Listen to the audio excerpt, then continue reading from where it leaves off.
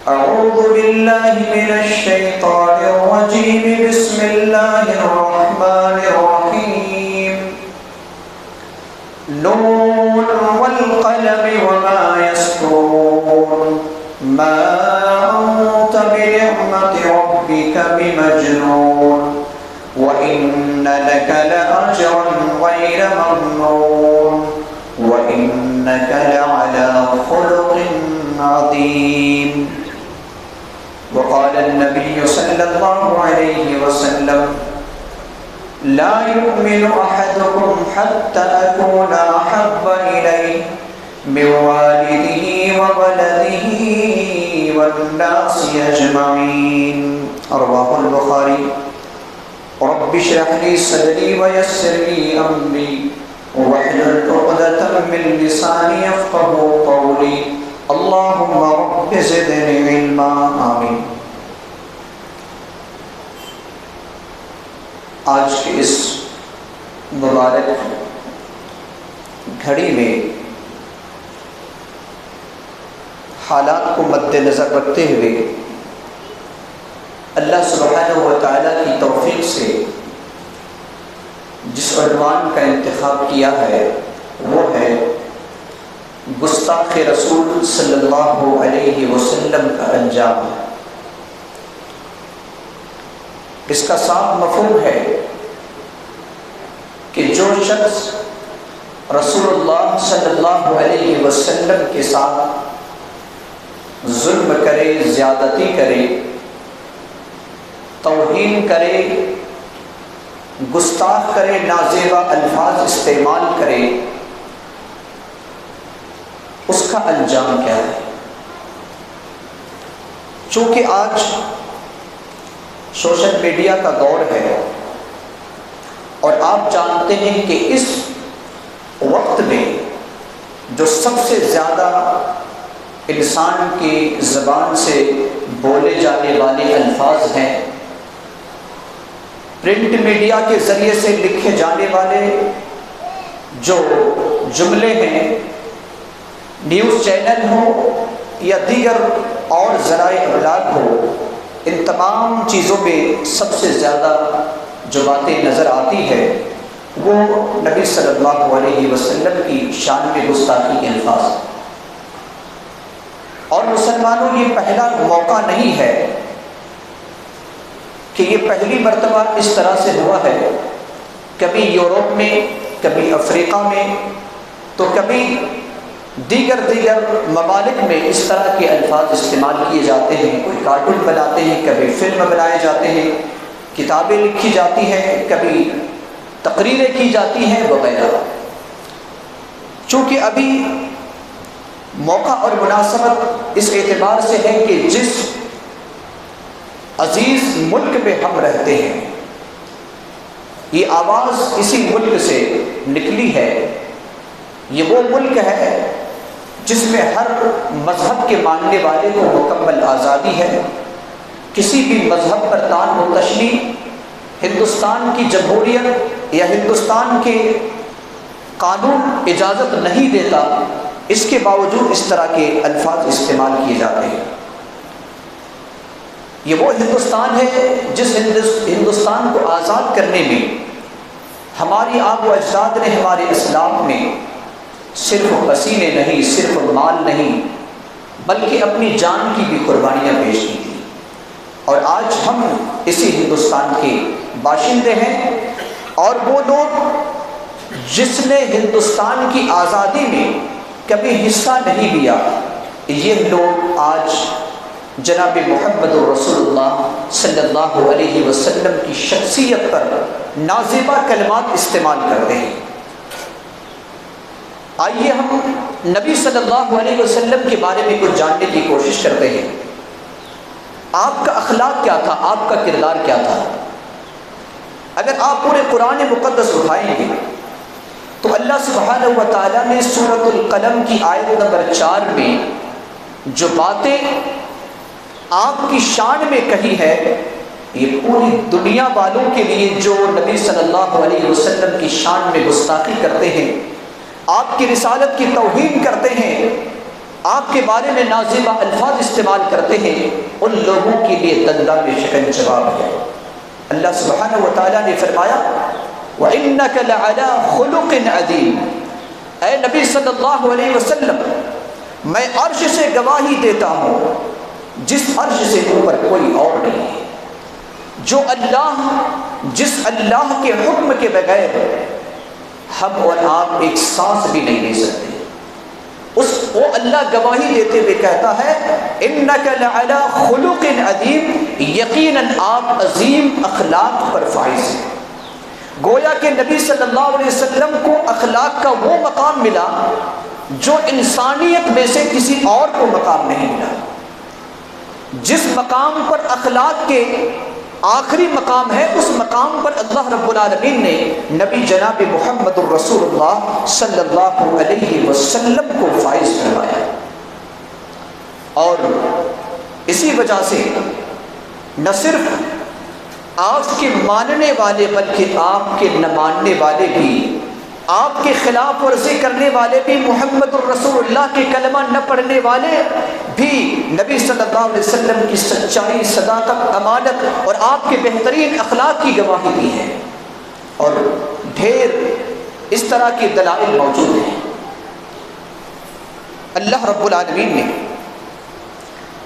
نبی صلی اللہ علیہ وسلم کی ایذا پہنچانے کے بارے میں قرآن مقدس کے اندر ایک جگہ فرمایا ہے، سورہ توبہ کی آیت نمبر 61 میں اللہ رب العالمین نے فرمایا کہ والذین یؤذون رسول اللہ لہم عذاب علیم، جو لوگ اللہ کے رسول صلی اللہ علیہ وسلم کو تکلیف پہنچاتے ہیں ان لوگوں کے لیے دردناک عذاب ہے، دردناک سزائیں ہیں۔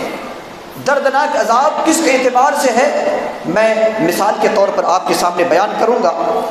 اللہ رب العالمین نے نبی صلی اللہ علیہ وسلم کو بہترین اخلاق پر فائز کیا ہے، اور جو اس دنیا میں رہتے ہوئے نبی صلی اللہ علیہ وسلم کی سیرت کو نہیں پڑھتے، آپ کی تاریخ کو نہیں پڑھتے اور آپ کی طرف نازیبہ الفاظ استعمال کرتے ہیں، ان کو سوچنا چاہیے کہ نبی صلی اللہ علیہ وسلم کی سیرت کیا ہے۔ آپ سے پوچھا جائے، آپ مسلمان ہیں، آپ جانتے ہیں کہ ایک انسان عیاش پرست کب ہوتا ہے، اس کی عمر کیا ہونی چاہیے؟ ایک انسان شہوت پرست، اس کی عمر کیا ہوتی ہے؟ آپ یہی کہیں گے کہ اس کی عمر تقریباً 18-20 سال سے شروع ہو کر تقریباً 40 زیادہ سے زیادہ 50 سال تک اس کی عیاشی کی زندگی ہوگی۔ لیکن قربان جائیے، نبی جناب محمد الرسول اللہ صلی اللہ علیہ وسلم پر آپ کا نکاح ہو رہا ہے، اس وقت آپ کی عمر کیا ہے؟ آپ کی عمر 25 سال کی ہے، اور 25 سال صرف عمر آپ کی ہے، لیکن ہر شخص کی یہ خواہش ہوتی ہے کہ ہم جس سے نکاح کریں اس کی عمر ہم سے 1-2 سال 5 سال کم ہو۔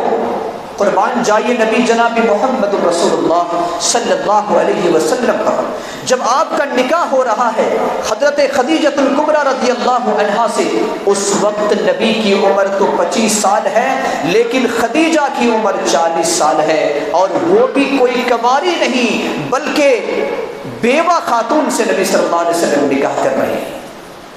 اور اس سے بھی بڑی بات یہ ہے مسلمانوں کہ اللہ کے رسول صلی اللہ علیہ وسلم کی زوجیت میں جب تک خدیجۃ الکبریٰ رضی اللہ تعالی عنہا رہی، آپ صلی اللہ علیہ وسلم نے کسی اور عورت سے نکاح نہیں کیا۔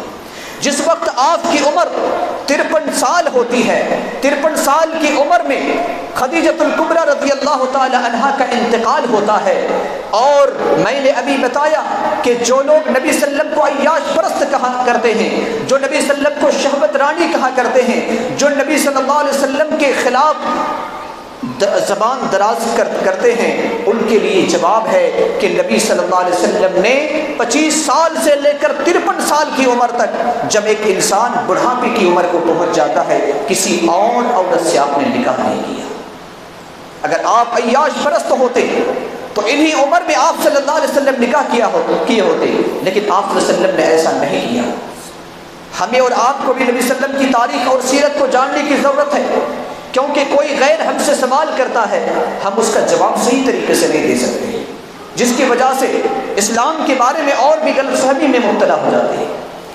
آج ہم اور آپ کو جاننا ہے کہ ہمارا اور آپ کا مقام نبی صلی اللہ علیہ وسلم یا نبی صلی اللہ علیہ وسلم کا مقام ہمارے دل کے اندر کیا ہے؟ اللہ سبحانہ و تعالیٰ نے سورۃ الاحزاب کی آیت نمبر 6 میں فرمایا ہے کہ النبی اولیٰ بالمؤمنین من انفسہم، نبی ہماری اور آپ کی جان سے زیادہ محبوب ہے۔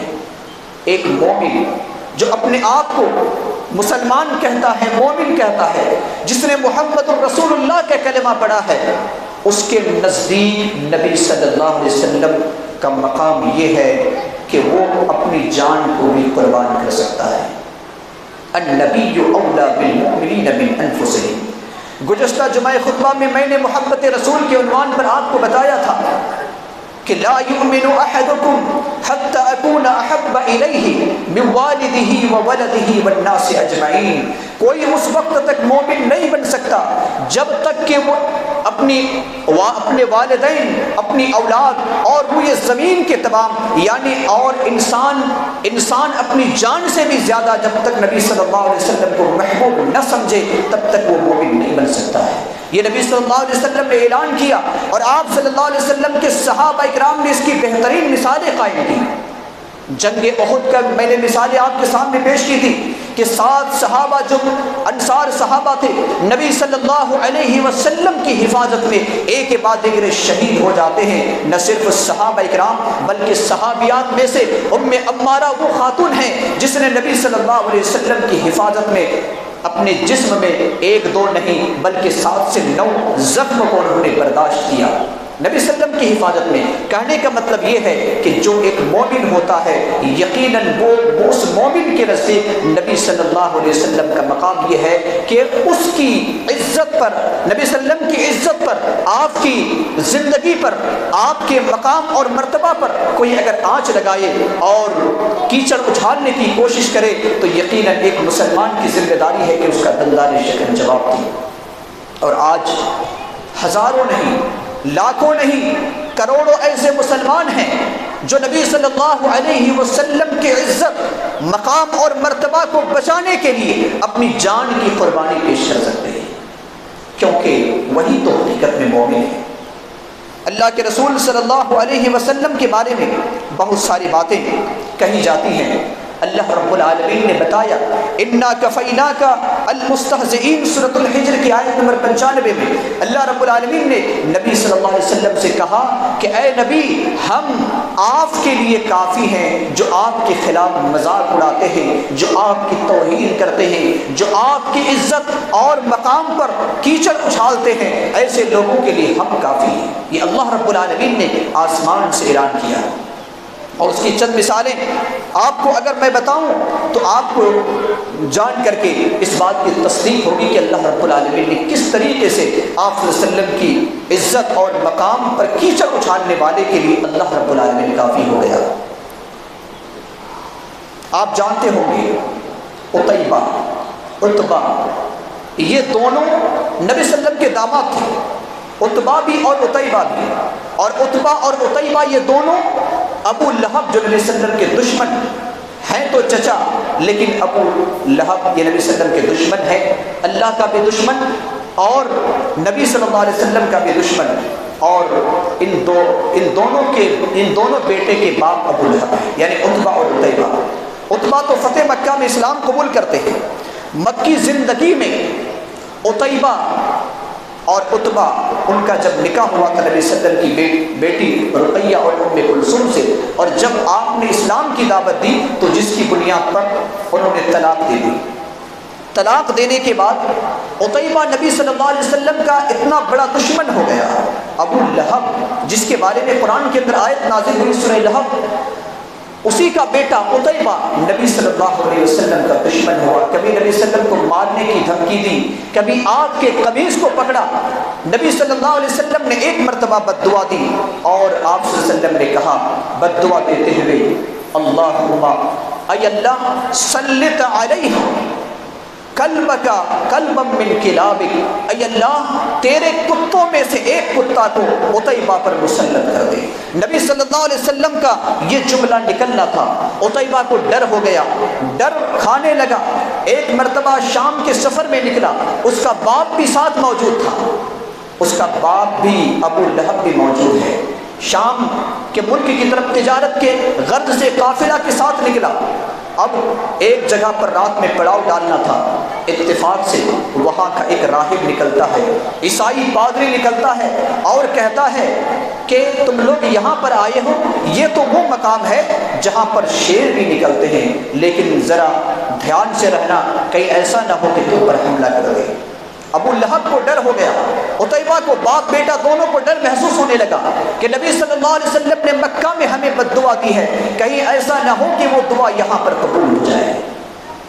ابو لہب نے کہا اپنے تمام قافلہ والوں کو، کہا کہ اپنے سارے سامان کو اکٹھا کرو، سارے سامان کو اکٹھا کرو۔ تمام سامان کو اکٹھا کیا گیا۔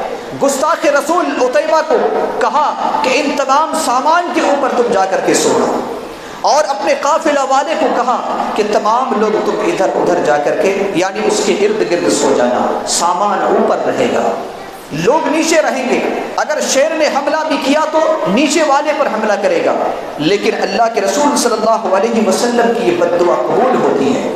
اللہ کے رسول صلی اللہ علیہ وسلم نے جو دعا کی تھی یہ دعا قبول ہوتی ہے، اور رات جب سب لوگ سوئے ہوئے ہوتے ہیں ایسی صورت میں ایک شیر آتا ہے، آ کر کے سب کے منہ کو ایک طرف سے سونگتا ہے اور آخر میں چھلانگ لگاتے ہوئے اس سامان کے اوپر جاتا ہے جس سامان پر گستاخ رسول عتیبہ سویا ہوا تھا، اسے پکڑتا ہے، اسے چیرتا ہے اور چیرنے کے بعد اسے موت کی گھاٹ اتار دیتا ہے۔ یہ ہے گستاخ رسول کا انجام۔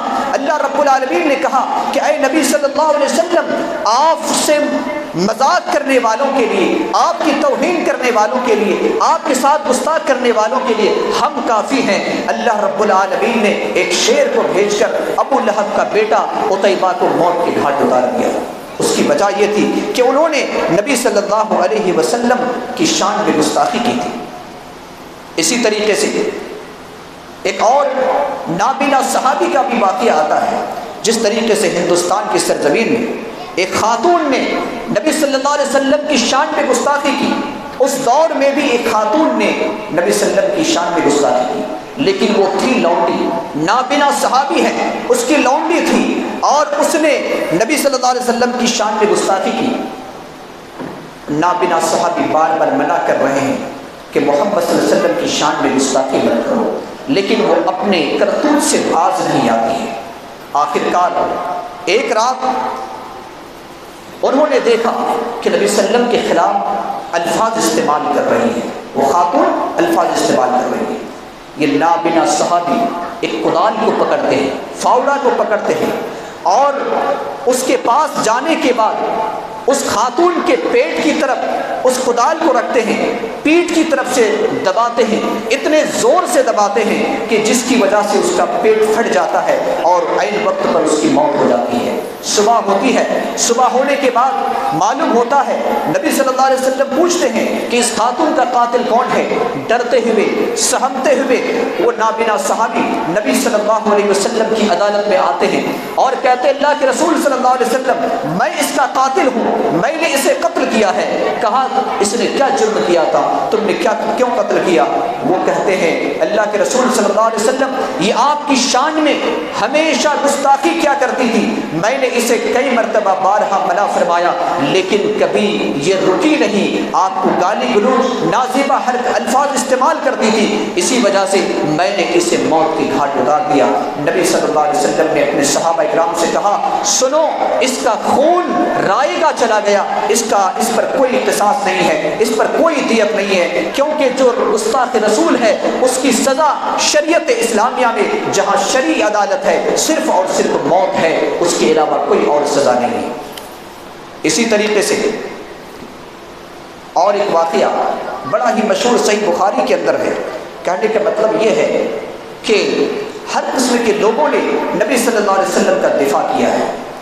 جنگ بدر کا واقعہ ہے، عبد الرحمن ابن عوف رضی اللہ عنہ فرماتے ہیں، صحیح بخاری 3141 نمبر کی حدیث ہے، فرماتے ہیں کہ جنگ بدر میں کھڑا تھا اور میرے دو بازو میں چھوٹے بچے تھے، عمر 15-16 سال رہی ہوگی، ایک کا نام معاذ ہے، دوسرا کا نام معوذ ہے، ایک کا نام معاذ، دوسرے کا نام معوذ، صحیح بخاری کی روایت ہے۔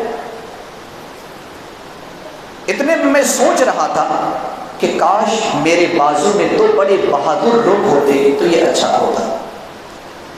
ابھی میں سوچ رہا تھا کہ ایک نے کہا چچا جان کیا آپ ابو جہل کو پہچانتے ہیں؟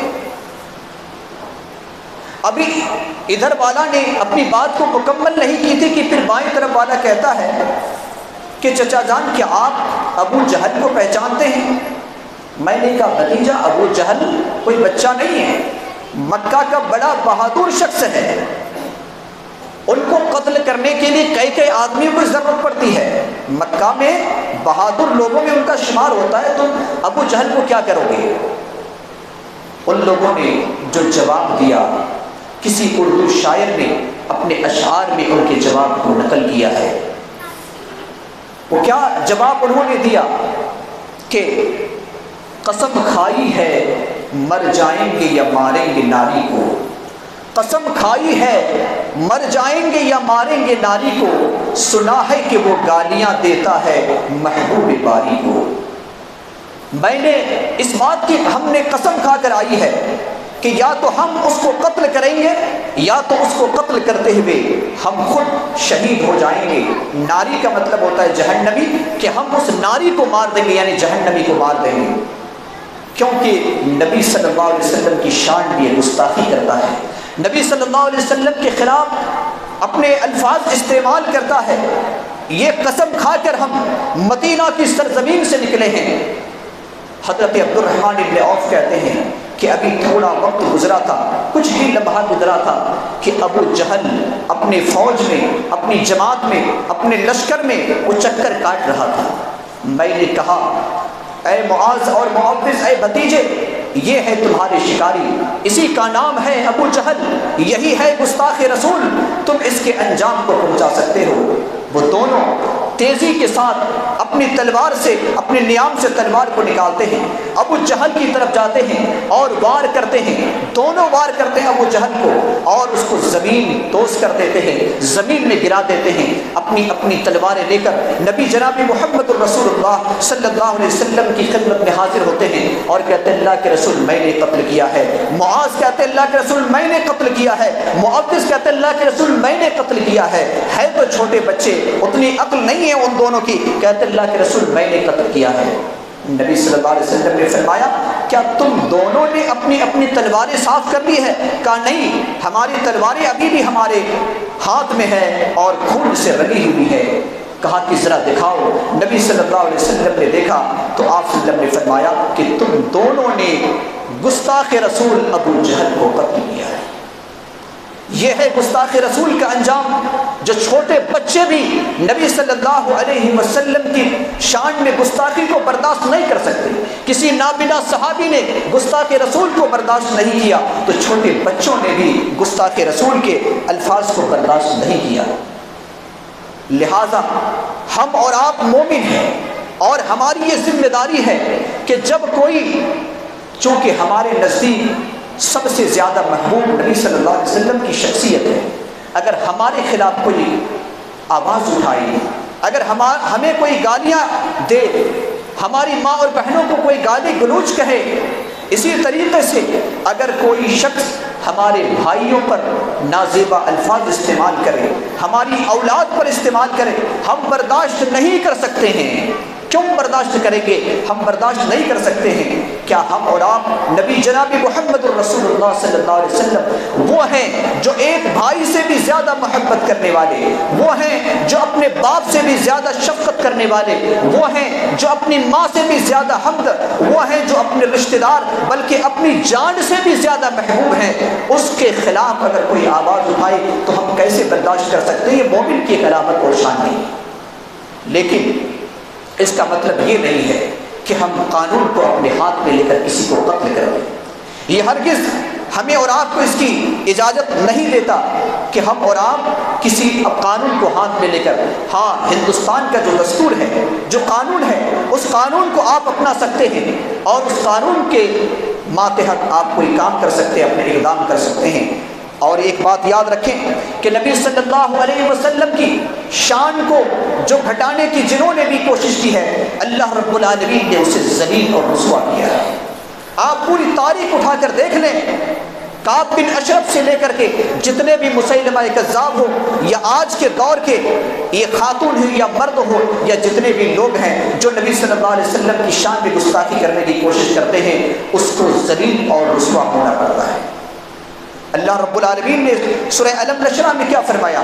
سورہ الم نشرح کی آیت نمبر 4 میں فرمایا وَرَفَعْنَا لَكَ ذِكْرَكَ، اے نبی صلی اللہ علیہ وسلم ہم نے آپ کے ذکر کو بے انتہا بلند کر دیا ہے۔ اللہ کے بعد اس روئے زمین میں اگر سب سے زیادہ کسی کا نام لیا جاتا ہے تو اور کوئی شخص نہیں، جناب محمد رسول اللہ صلی اللہ علیہ وسلم۔ تم نے شان رسالت میں گستاخی کی ہے، نبی صلی اللہ علیہ وسلم کے خلاف تم نے الفاظ استعمال کیا ہے، آج تمہارا حال کیا ہے تم خود دیکھ لو۔ لیکن یاد رہے کہ یہ ہندوستان ہے، اس ہندوستان میں جو جس طریقے سے آج ایکشن لیا گیا ہے، آج سے بہت پہلے ایکشن لیا جانا چاہیے تھا، کیونکہ بڑے بڑے جو وزیر بیٹھے ہوئے ہیں، بڑے بڑے جو منسٹر اور بڑے بڑے عہدے پر بیٹھے ہوئے ہیں، ان لوگوں نے بھی اسلام کے خلاف، کسی نے کہا کہ دنگائیوں کے لباس دیکھ کر پہچانے جاتے ہیں، کسی نے کہا کہ ایسے بٹن دباؤ کہ وہ آواز شاہین باغ تک پہنچے۔ یہ بڑے بڑے جو بلے ابھی گھسے ہوئے ہیں، داخل ہیں، ان پر کون کارروائی کرے؟ یہ تو چھوٹے چھوٹے ہیں، جو بلی ہے، جو چوہے ہیں، ان کو آج شکار کیا جا رہا ہے، لیکن بڑے بڑے جو بیٹھے ہوئے ہیں جنہوں نے اسلام کے خلاف، مسلمانوں کے خلاف، اور یاد رہے کہ اگر ان لوگوں نے نہ صرف ہمیں اور آپ کو بدنام کیا ہے بلکہ ہندوستان کی تصویر کو بھی بدنام کیا ہے، اس ہندوستان کی تصویر کو بھی بدنام کیا ہے۔ یہ کوئی ایک ہمارے اور آپ کے علاقے میں رہنے والی خبر نہیں ہے، بلکہ یہ بین الاقوامی سطح پر یہ خبر ہے، پوری دنیا کو اس کی وجہ سے آج ہندوستان کا سر کو نیچا کرنا پڑا ہے۔ اس کی وجہ یہ ہے کہ صرف اور صرف اس نے نبی صلی اللہ علیہ وسلم کی شان میں گستاخی کی ہے۔ اگر شروعات ہی سے یہ لوگ لگام لگائے ہوئے ہوتے، 8 سال سے لگام لگائے ہوئے ہوتے، تو یقیناً ان کو اتنی ہمت نہیں ہوتی کہ اسلام کے خلاف یا کسی مذہب کے خلاف یا کسی مذہب کے رہنما کے خلاف اپنی آواز کو بلند کرے۔ اور میں یہاں سے یہ بھی پیغام دینا چاہتا ہوں ان مسلمانوں کو جو ان کے دیوی دیوتاؤں کے خلاف اپنی زبان سے زہر اگلتے ہیں، ہمیں اور آپ کو اسلام اس کی ہرگز ہرگز ہرگز اجازت نہیں دیتا۔ اللہ سبحانہ و تعالیٰ نے سورہ انعام آیت نمبر 108 میں فرمایا ہے وَلَا تَسُبُّوا الَّذِينَ يَدْعُونَ مِن دُونِ اللَّهِ، جو لوگ اللہ کے علاوہ جن کی پوجا کرتے ہیں، جن کی پرستش کرتے ہیں، جن دیوی دیوتاؤں کے سامنے اپنا سر جھکاتے ہیں، ان کو تم گالی مت دیا کرو۔ اسلام کی تعلیم نہیں ہے۔ آج سے 1400 سال پہلے اللہ رب العالمین نے منع کر دیا ہے۔ 5000 کے ملا اور مولوی ڈیبیٹ پر جاتے ہیں اور جانے کے بعد اس طریقے سے ان کے دیوی دیوتا کے خلاف باتیں کرتے ہیں۔ ان کو بھی کنٹرول کرنا چاہیے، ہونا چاہیے، اور یاد رہنا چاہیے کہ اسلامی تعلیم نہیں ہے، بلکہ جو لوگ اس طریقے سے الفاظ استعمال کرتے اسلام کے خلاف جاتے ہیں اور مسلمانوں کے خلاف بلکہ قرآن کے خلاف، اللہ اور نبی جناب محمد رسول اللہ صلی اللہ علیہ وسلم کی تعلیم کے خلاف جاتے ہیں۔ لہذا ان تمام عنوان کا خلاصہ میں آپ کے سامنے یہ کرنا چاہتا ہوں کہ کوئی مسلمان کسی غیر مسلم کے دیوی دیوتا پر زبان دراز نہ کرے، انگلیاں نہ اٹھائیں، کیونکہ اسلام ہمیں اس کی اجازت نہیں دیتا۔ دوسری بات، اگر کوئی ہمارے مذہب کے خلاف آواز اٹھائے، ہمارے رہنما، ہمارے لیڈر جناب محمد رسول اللہ صلی اللہ علیہ وسلم کے خلاف آواز اٹھائے، ہندوستان کے قانون کے تحت رہتے ہوئے جو ہمیں قانون اجازت دیتا ہے اس کے ماتحت ہمیں اقدام کرنے کی ضرورت ہے۔ اور یہ جان لینا چاہیے کہ نبی صلی اللہ علیہ وسلم ہمارے نزدیک سب سے زیادہ محبوب ہے۔ ہم ہر چیز کو برداشت کر سکتے ہیں، ہمارے خلاف کوئی گستاخی کرے ہم برداشت کر سکتے ہیں، ہمارے والدین کے خلاف کوئی گستاخی کرے ہم برداشت کر سکتے ہیں، ہمارے رشتہ داروں کے خلاف، ہماری اولاد کے خلاف کوئی اس طریقے سے گستاخی کرے ہم برداشت کر سکتے ہیں، لیکن اگر نبی جناب محمد رسول اللہ صلی اللہ علیہ وسلم کے خلاف کوئی گستاخی کرے تو ہم اس گستاخی کو برداشت نہیں کر سکتے ہیں۔ اگر آپ کی دفاع کے لیے ہمیں اپنے مال کی قربانی کرنی پڑے، اپنی جان کی قربانی کرنی پڑے، اپنی زبان کی قربانی کرنی پڑے، تو ہم یہ بھی قربانی دینے کے کے لیے تیار ہیں۔ اللہ رب العالمین سے یقین میں دعا ہے کہ اللہ رب العالمین ہم تمام مسلمانوں کے دلوں میں نبی صلی اللہ علیہ وسلم کی محبت کو پیدا فرما دے۔ الہ العالمین جو لوگ اسلام کے خلاف اور رہبر انسانیت محسن انسانیت جناب محمد رسول اللہ صلی اللہ علیہ وسلم کے خلاف زبان درازی کرتے ہیں، اے اللہ تو انہیں ہدایت نصیب عطا فرما۔ الہ العالمین ہندوستان کی فضا کو جو گنگا زمنی تہذیب ہے، اے اللہ تو اس فضا کو پھر سے برقرار عطا فرما دے۔ اس ہندوستان کو امن اور شانتی کا تو گہوارہ بنا دے۔ الہ العالمین ہم میں سے جو بیمار ہے، اے اللہ تو انہیں شفائے کاملہ اور صحت عاجلہ نصیب عطا فرما۔ جو جس پریشان حال میں مبتلا ہے، اے اللہ تو ان کی پریشانی کو دور فرما دے۔ رب کریم ہمارے مرحومین اور مرحومات کی قبر کو نور سے منور فرما۔ رب کریم جب تک ہمیں زندہ رکھ، ایمان اور اسلام کی حالت میں زندہ رکھ، جب اپنے پاس بلا ایمان اور اسلام پر بلا۔ آمین۔ بارک اللہ لنا ولکم فی القرآن العظیم۔